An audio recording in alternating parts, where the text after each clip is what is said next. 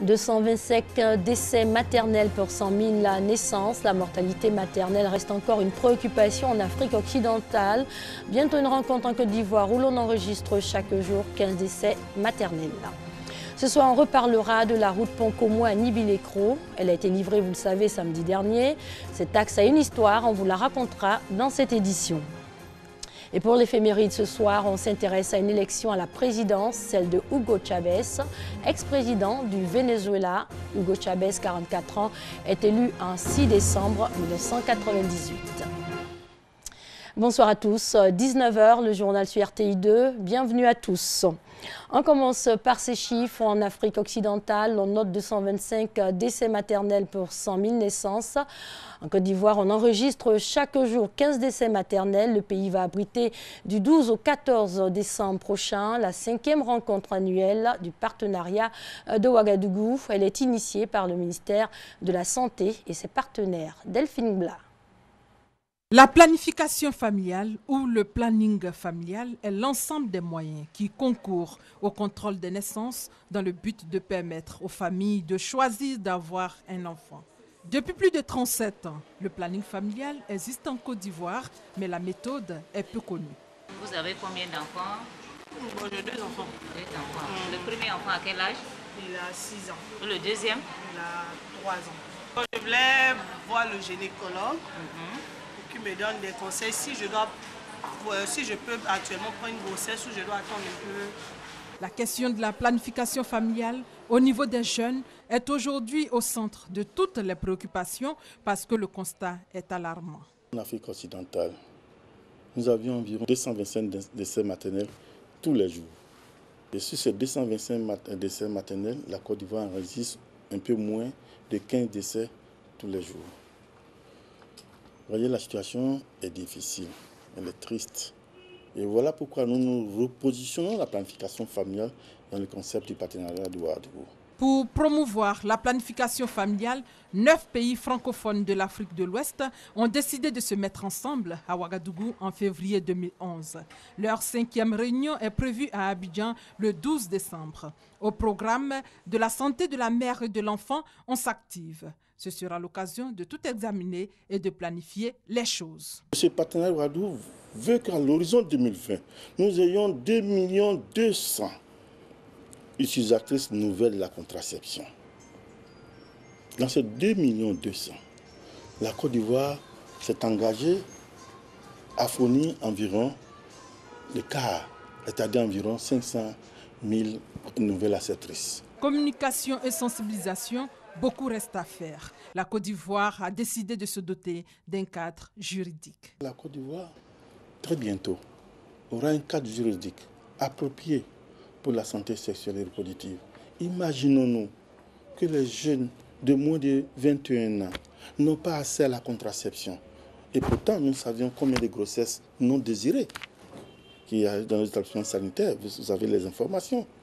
Comment faut-il faire dans cette situation quand les problèmes sont là et que l'offre de services n'est pas adaptée aux jeunes? C'est tout ça que nous voulons régler.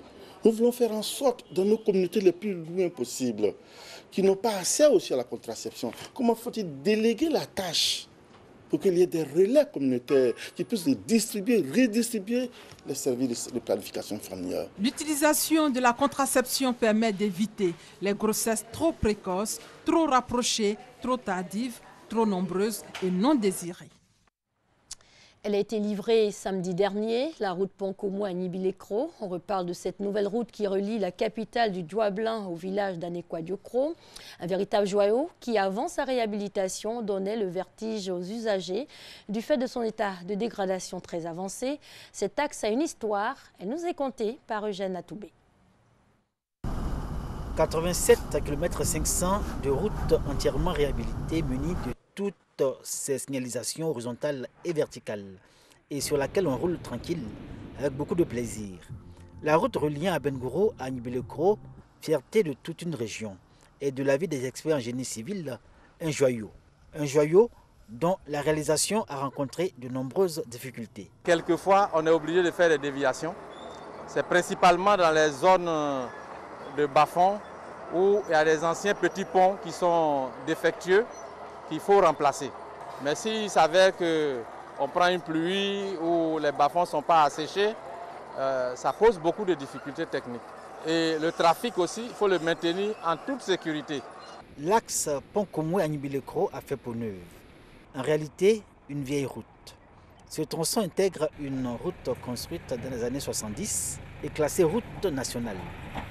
En 1983, elle subit un premier renforcement. Mais avec le temps, cette route va se dégrader progressivement jusqu'à l'extrême en 1998. Bon, au début, ce sont des petits nids de poules. Bon, en ce temps aussi, l'entretien routier a été privatisé. Donc, bon, on n'a pas pu faire quelque chose de grand chose. Ça, avant, quand il y avait des machines, quand il y a un peu de nids de poules, l'équipe d'entretien, ça va boucher ses trous et puis ça passait. La nostalgie des travaux publics, comme pour dire que la dégradation de la route de l'Est est la conséquence du relâchement de son entretien. Depuis la privatisation du secteur entretien routier, le plus fort de l'application en Côte d'Ivoire, du programme d'ajustement structurel du secteur des transports publics. Ainsi, jusqu'en 2014, cela a eu pour effet l'atteinte du point d'achèvement de la dégradation de cette route à Bengourou-Agnibilekro. Cette même année, le second renforcement de cette route était annoncé. 2 entreprises, après appel d'offres, sont chargées d'exécuter les travaux. En février 2014, ces travaux peuvent commencer. Même les bruits des machines, ça ne nous a pas gênés. Nous tous, on savait qu'un jour, ça allait terminer. Et aujourd'hui, voilà le résultat qui est le goudron. La route est propre. C'est la sensibilisation surtout au niveau de la population, le rapprochement des populations pour leur expliquer le bien fondé de l'action de l'État, voilà, dans la région. Voilà, et ça a été quand même bien pris, relayé aussi par les différentes autorités. Selon les calculs des experts, les travaux étaient prévus pour durer 26 mois. C'était sans compter avec les réalités liées à la construction de l'ouvrage. Une rallonge de 5 mois a été concédée aux entreprises contractantes jusqu'au mois d'août 2016.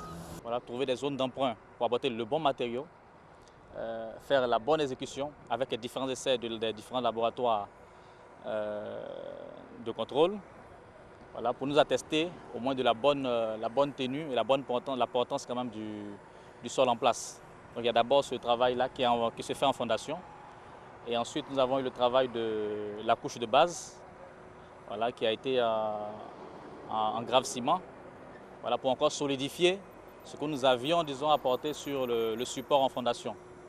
Et après ça, maintenant, la couche de roulement, voilà, qui était de 5 cm, voilà, pour pouvoir supporter aussi les différentes charges et les repartir sur l'ensemble de la surface de chaussée. De jour comme de nuit, la route Pont-Komoué-Agnibilekro affiche toute sa majesté. Enseignement supérieur, les maquettes pédagogiques du système LMD sont enfin prêtes. Elles ont été validées. Pour rappel, le système licence, master, doctorat désigne un ensemble de mesures modifiant le système d'enseignement supérieur. Un système qui offre l'avantage de disposer de diplômes ouverts sur le monde tout en facilitant l'accès au marché de l'emploi.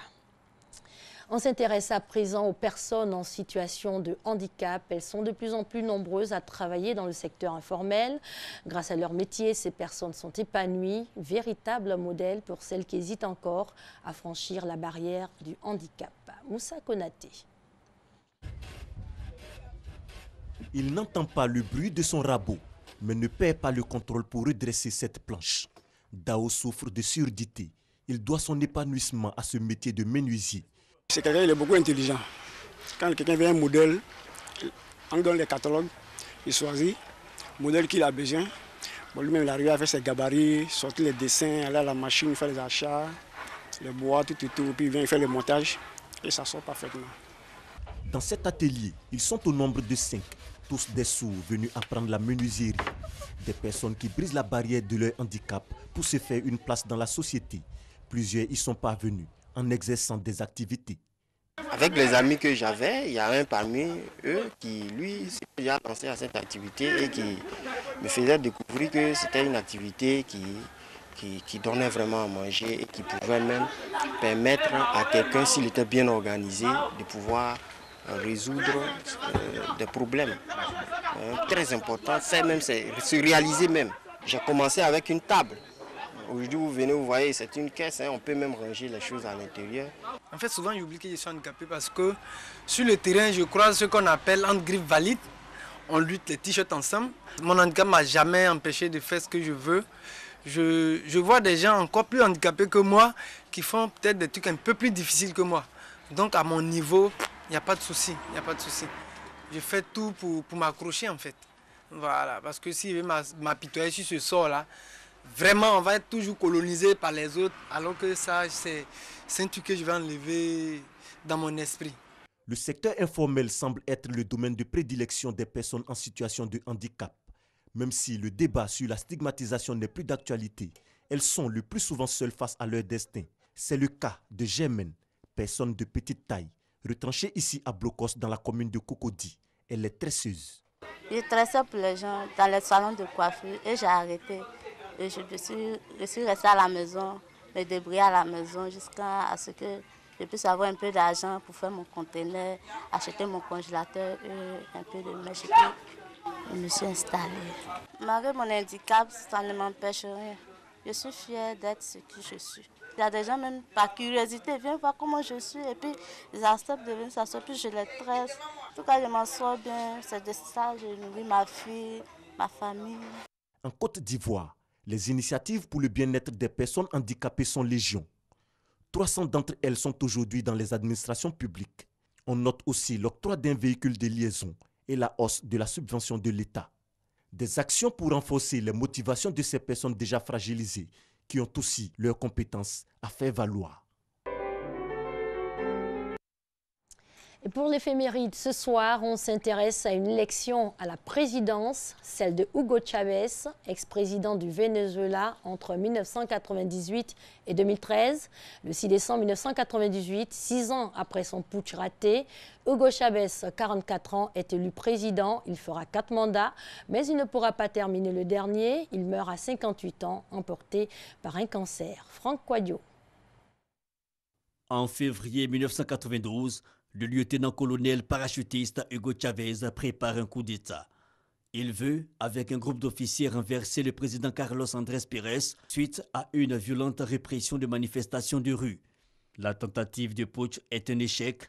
Chavez fera 2 ans de prison. Mais le coup d'éclat médiatique suscité par ce coup d'État est réel. Amnistié et libéré, il crée un parti politique 4 ans plus tard, le 6 décembre 1998. Il remporte l'élection présidentielle avec 56% des voix. Une élection favorisée par la situation économique difficile du pays. Pour la première fois depuis 40 ans, un chef de l'État n'est pas un démocrate chrétien ou un social-démocrate. Chavez veut lancer le socialisme du XXIe siècle. Il multiplie les nationalisations, notamment dans les secteurs stratégiques. Le pétrole, l'électricité et les télécommunications. Il met en place des programmes sociaux axés sur la santé, l'éducation et le logement pour les plus pauvres. Son projet socialiste est inspiré de Simón Bolívar. Il donnera d'ailleurs en 1999 comme nom officiel à son pays la République bolivarienne du Venezuela. Caricaturé à souhait par les Occidentaux comme personnage autoritaire, il est omniprésent dans les médias. Plus de 2000 discours télé dénoncés même par Reporters sans frontières en 2012. Buenos días a toda Venezuela. Il meurt à 58 ans le 5 mars 2013 suite à un cancer après sa réélection pour un 4e mandat. 7 jours de deuil national seront décrétés. Prochain journal, demain, 19h. Excellente soirée sur les antennes de l'RTI, la marque du service public.